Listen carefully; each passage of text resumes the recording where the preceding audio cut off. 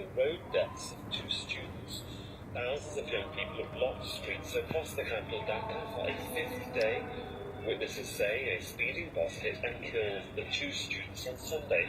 Now, the protesters are calling for the arrest of the driver and better road safety measures. Amit Chowdhury is our correspondent, and is following events for us from the Bangladeshi capital. I mean, is this protest by the students just about the deaths, Tanvir, or the general sort of law and order environment overall?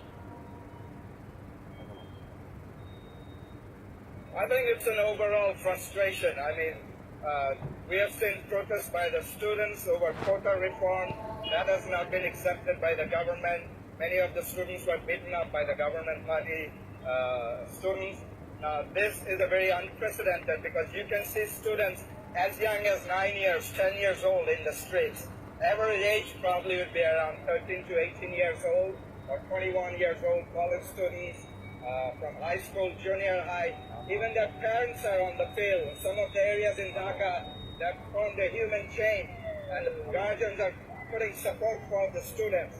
They want reform in the road safety. Bangladesh has a notorious road safety record. Just last year, 4,000 pedestrians were killed. You can see old cars, trucks and buses without proper license, even headlights in some cases, still fly on the road in the evening. They want some sort of major reform in the transportation system.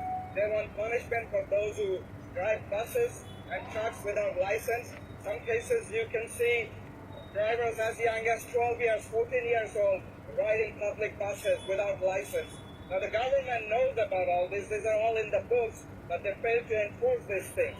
As you have mentioned, is there an overall frustration? Of course there is. People are unable to protest nowadays. There's a limited space for freedom of expression. The press freedom is also limited.